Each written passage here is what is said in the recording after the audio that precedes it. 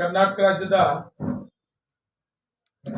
ಇತಿಹಾಸ ಪುಟಗಳಲ್ಲಿ ಉಳ್ಕೊಂಡಂತ ಒಂದು ದಿನವನ್ನ ನೆನಪು ಮಾಡಬೇಕು. ಅದೇನು ಅಂದ್ರೆ, ನಮ್ಮ ಕರ್ನಾಟಕ ರಾಜ್ಯದಲ್ಲಿ ಇಲ್ಲಿವರೆಗೂ ಸುಮಾರು 24 ಜನ ಮುಖ್ಯಮಂತ್ರಿಗಳಾಗಿ ಈ ರಾಜ್ಯವನ್ನ ಆಡಳಿತ ಮಾಡಿದಂತವರು.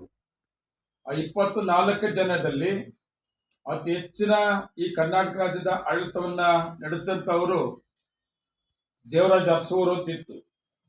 2789 ದಿನಗಳು, 7 ವರ್ಷ 239 ದಿನ, 7 ವರ್ಷ 239 ದಿನಗಳು ದೇವರಾಜ ಅರಸು ಆಡಳಿತ ಮಾಡಿದಂತಹದ್ದು ಒಂದು ದಾಖಲೆಯ ದಿನ. ಯಾವುದೇ ಮುಖ್ಯಮಂತ್ರಿ ಕೂಡ ಇರಲಿಲ್ಲ. ಆ ದಾಖಲೆಯನ್ನ ಇವತ್ತು ಸನ್ಮಾನ್ಯ ಕರ್ನಾಟಕ ರಾಜ್ಯದ ಈಗ ಮುಖ್ಯಮಂತ್ರಿಗಳಾದಂತ ನಮ್ಮ ಸಿದ್ದರಾಮಣ್ಣವರು ಇವತ್ತು ದಾಖಲೆಯನ್ನ ಮುರಿದಿದ್ದಾರೆ. 2790 ದಿನಗಳು, 2790 ದಿನಗಳು, 7 ವರ್ಷ 240 ದಿನಗಳು. ಈ ದಾಖಲೆಯನ್ನ ಇವತ್ತು ನಮ್ಮ ಕರ್ನಾಟಕ ರಾಜ್ಯದ ಮುಖ್ಯಮಂತ್ರಿ ಸಿದ್ದರಾಮಯ್ಯ ಮಾಡಿದ್ದಾರೆ. ಇವತ್ತು ದಾಖಲೆ ಮಾಡೋ ಜೊತೆಗೆ ದೇವರಾಜ ಅರಸನ್ನು ತಿಳ್ಕೊಂತ ಇದ್ವಿ. ನಮ್ಮ ಕರ್ನಾಟಕ ರಾಜ್ಯದಲ್ಲಿ ಸಾಮಾನ್ಯ ಜನ, ಎಲ್ಲ ವರ್ಗದ ಜನ ಅವರ ಆಡಳಿತವನ್ನ ನೆನಪು ಮಾಡ್ಕೊಂತ ಇದ್ವಿ. ನಾವು ಉಳುವನ ಭೂಮಿಯ ಒಡೆಯ, ಸುಮಾರು ಯೋಜನೆಗಳನ್ನ ಕಾರ್ಯಕ್ರಮಗಳನ್ನ ಕೊಟ್ಟಂತವ್ರು ದೇವರಾಜ ಅರಸು.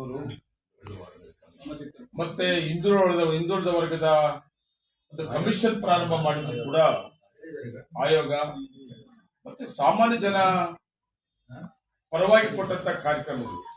ಅದು ಬಿಟ್ರೆ ಆ ಹೆಸರನ್ನ ಮತ್ತೆ ಕರ್ನಾಟಕ ದೇಶದಲ್ಲಿ ಮಾಡಿದಂತವರು ಒಂದು ಹಿಂದುಳಿದ ವರ್ಗದಲ್ಲಿ ಹುಟ್ಟಿ, ಒಂದು ಸಾಮಾನ್ಯ ರೈತರ ಕುಟುಂಬದಲ್ಲಿ ಹುಟ್ಟಿ, ರಾಜ್ಯ ರಾಜಕಾರಣ ಇತಿಹಾಸ ಇಲ್ಲದೆ ಅಂತ ಕುಟುಂಬದಲ್ಲಿ ಹುಟ್ಟಿ ಇವತ್ತು ಕರ್ನಾಟಕ ರಾಜ್ಯದ ದಾಖಲೆ ಮಾಡೋದಂದ್ರೆ ಅಷ್ಟು ಸಲೀಸಲ್ಲ. ಇವತ್ತು ಆ ದಾಖಲೆಯನ್ನ ಮಾಡಿದ್ದಾರೆ. ಅವರಿಗೆ ಮುಂದಿನ ದಿನಗಳಲ್ಲೂ ಕೂಡ ಆರೋಗ್ಯ ಕೊಡ್ಲಿ, ಈ ಕರ್ನಾಟಕ ರಾಜ್ಯದ ಜನತೆಗೆ ಇನ್ನೂ ಹೆಚ್ಚಿಗೆ ಸೇವೆ ಮಾಡಂತ ಅವಕಾಶವನ್ನು ಕೂಡ ಕೊಡ್ಲಿ. ಈಗಾಗಲೇ ಅವರು ಬಜೆಟ್ 16 ಬಜೆಟ್ ಆಗಿದೆ. ಈಗ ಅದು ಒಂದು ದಾಖಲೆ.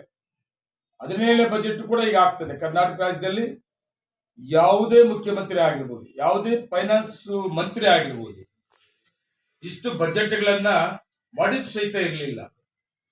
ಒಂದು ಇತಿಹಾಸ ಪುಟಗಳಲ್ಲಿ ಉಳ್ಕೊಂಡಂತ ಒಂದು ದಾಖಲೆಯಲ್ಲಿ ಇವತ್ತು ಸಿದ್ದರಾಮಯ್ಯ ಸೇರಿದ್ದಾರೆ.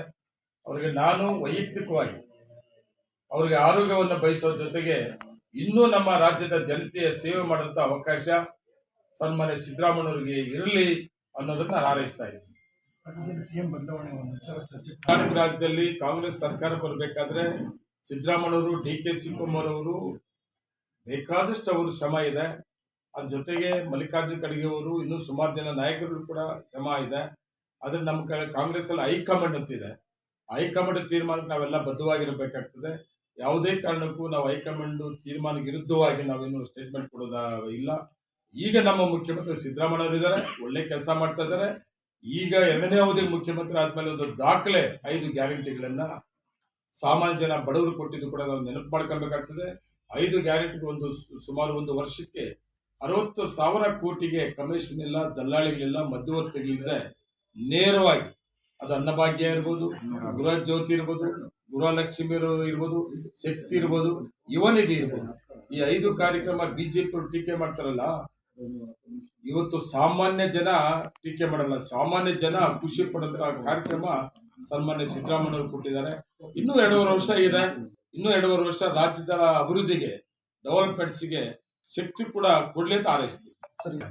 ಕುಮಾರಸ್ವಾಮಿ ಅವ್ರದ್ದು ಅದೇ, ಯಡಿಯೂರಪ್ಪಂದು ಅದೇ, ಮತ್ತೆ ಇನ್ನು ಆದಂತ ಮುಖ್ಯಮಂತ್ರಿಗಳು 6 ತಿಂಗಳು ವರ್ಷ ಇದ್ರಲ್ಲ ಮುಖ್ಯಮಂತ್ರಿಗಳಾಗಿ, ಅವ್ರು ದೊಡ್ಡ ಕೊಡುಗೆಗಳಿದೆ.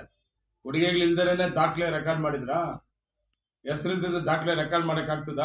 ಸಿದ್ದರಾಮಯ್ಯ ಮೇಲೆ ಮಾತಾಡೋ ಅರ್ಹತೆ ಯಾವ ನಾಯಕರಿಗೂ ಇಲ್ಲ ಅಂತ ಹೇಳ್ತೀನಿ. ವಿರೋಧ ಪಕ್ಷದ ನಾಯಕರುಗಳಿಗೆ, ಮುಖ್ಯಮಂತ್ರಿಗಳಾಗಿದ್ದವರು ಅಷ್ಟೇ.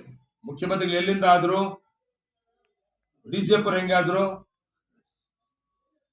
MLA ಖರೀದಿ ಮಾಡ್ಕೊಂಡು ಮಾಡಿದ್ರು. JDS ಅವ್ರು ಹೆಂಗಾದ್ರು ಬಿಜೆಪಿ ನ್ಯಾಮರ್ಸ್ 2 ದಿನ ಆದ್ರು, ಕಾಂಗ್ರೆಸ್ ನ್ಯಾಮರ್ಸ್ 2 ದಿನ ಆದ್ರು. ಸಿದ್ದರಾಮಯ್ಯವ್ರು ಯಾರನ್ನ ನ್ಯಾಮರ್ಸ್ ಆಗವ್ರ?